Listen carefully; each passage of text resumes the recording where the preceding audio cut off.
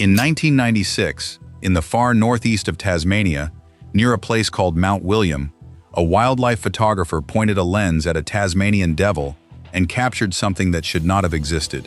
The animal's face was wrong. Where there should have been fur and jaw and the blunt, familiar snout of the devil, there was instead a mass, a swollen, ulcerated growth distorting the animal's features. And it was not an injury from a fight, and it was not an infection anyone recognized.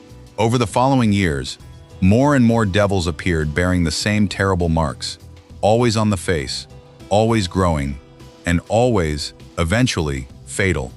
It would take scientists a decade of work to understand what they were looking at, and when they finally did, the answer overturned something biology had treated as a settled rule.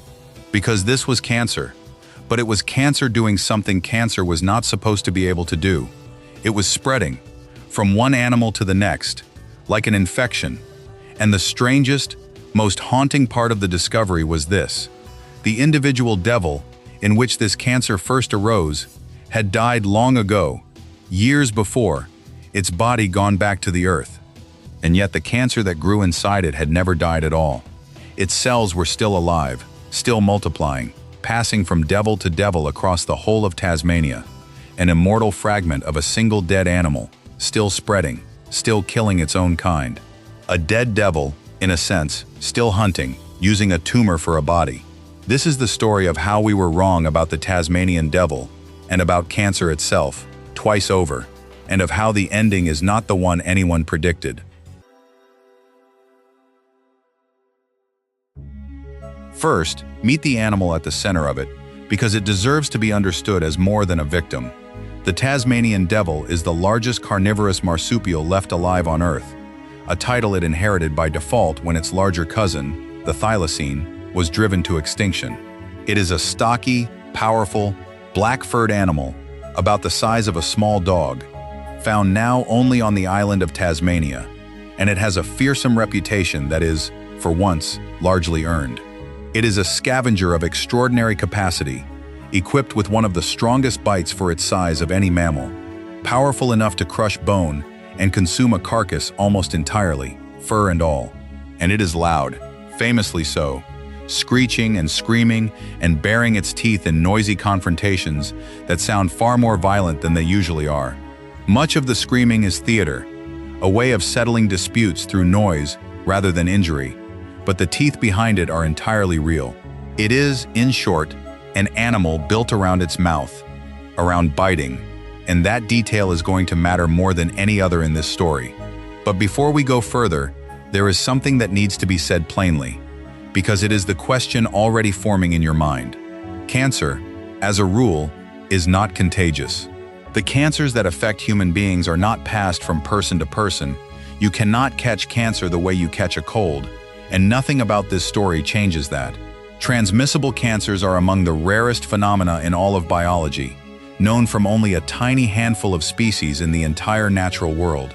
That rarity is precisely what makes what happened to the devil so extraordinary and so scientifically important. This is not a warning about a danger that could spread to us. It is a window into one of the strangest things life has ever been caught doing, in one particular animal, for one particular set of reasons, none of which apply to us. If anything, the sheer difficulty of what this cancer had to achieve, everything it had to overcome, simply to jump between bodies at all, is the best reassurance there is of how rarely nature ever manages it. And understanding those reasons begins with the first thing we got wrong, because for a long time, the rule seemed absolute. A cancer lives and dies with its host. A tumor is made of the body's own cells, gone rogue, multiplying without control. And when the body that produced it dies, the cancer dies with it. It is a dead end, biologically speaking, a mutation that destroys the very thing keeping it alive. That is how cancer works, everywhere, almost without exception. What the researchers studying the devil slowly realized, through careful genetic detective work, was that the devil facial tumors were breaking that rule completely.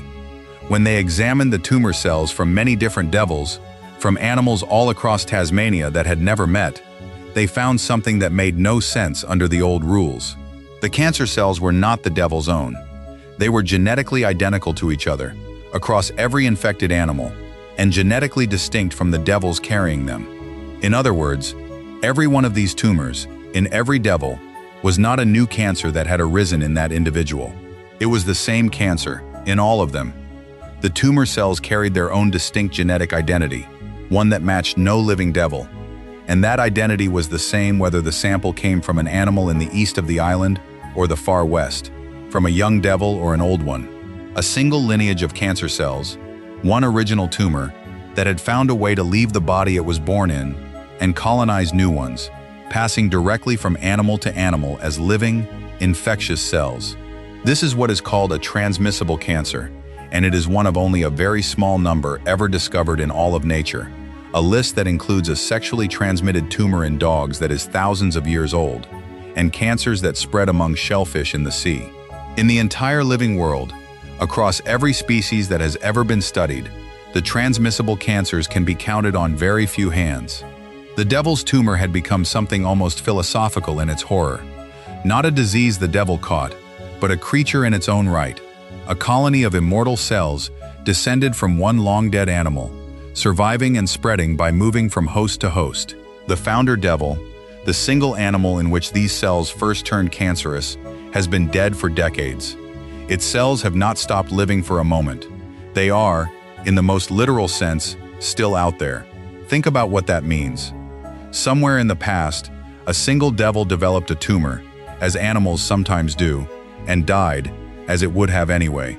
But its cancer, instead of dying with it, escaped, and it has now outlived its original owner by many times a devil's entire natural lifetime, spread across an entire island, carried in the bodies of thousands of animals the founder never met and never could have.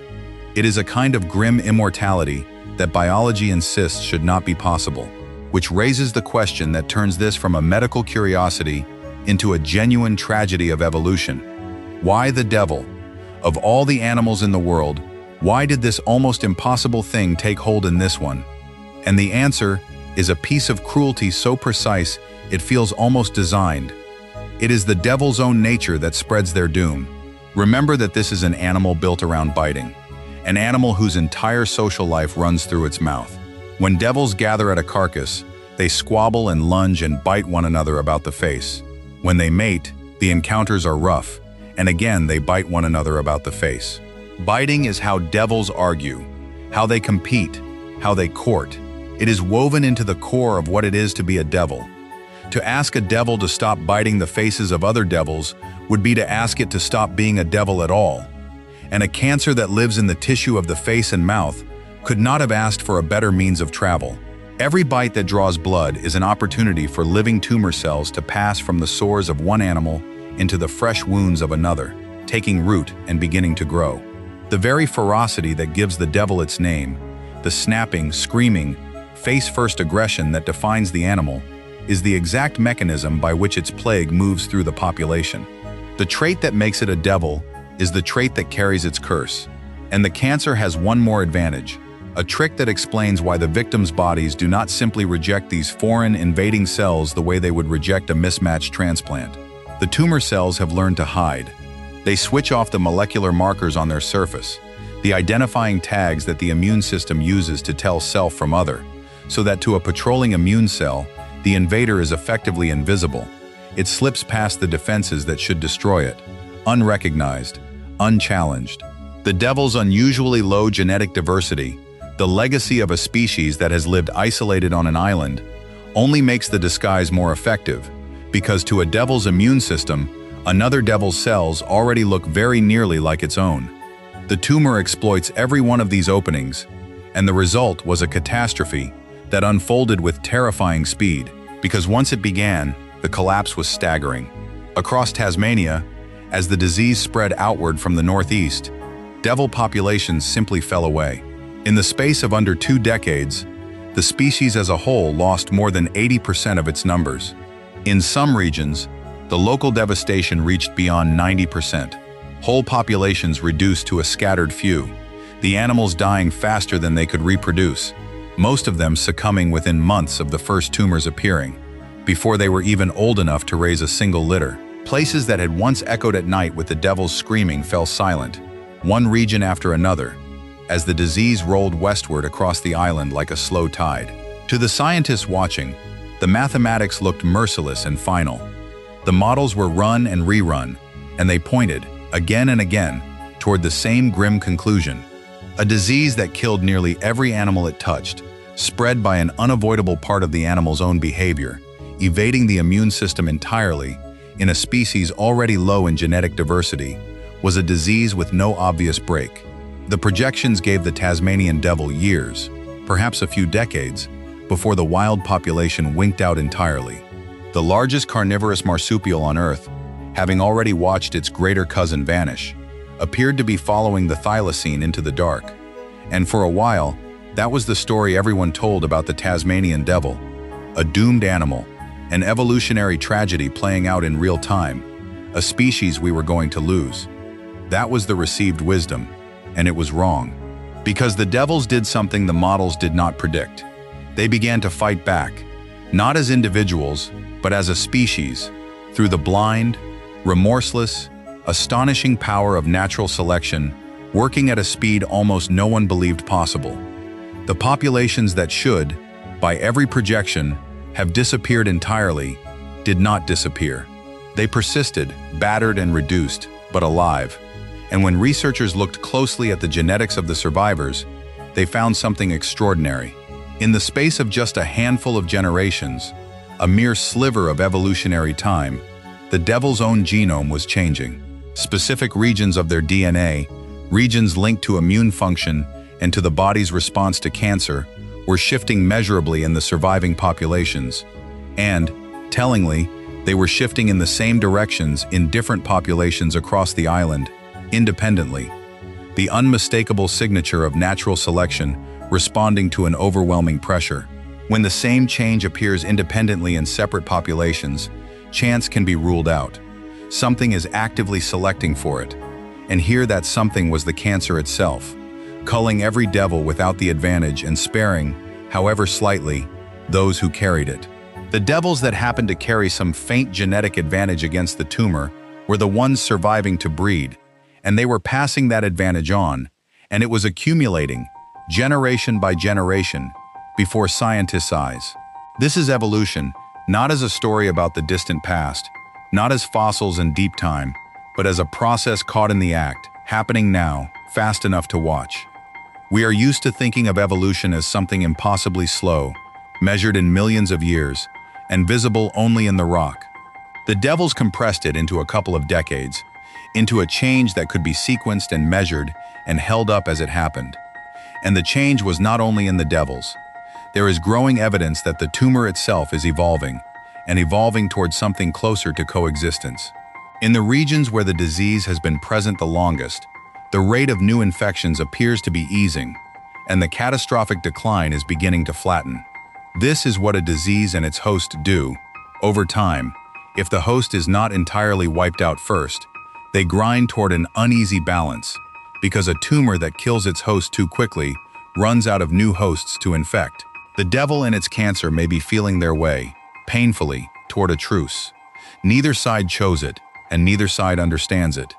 It is simply what happens when a killer and its victims are forced to keep sharing the same small island long enough that pure extermination stops paying. It is not a rescue, and it is not a happy ending in any simple sense. But it is something almost no one thought they would see. A species, written off as good as extinct, quietly refusing to go. And yet the story is not closed, and honesty demands the final unsettling turn.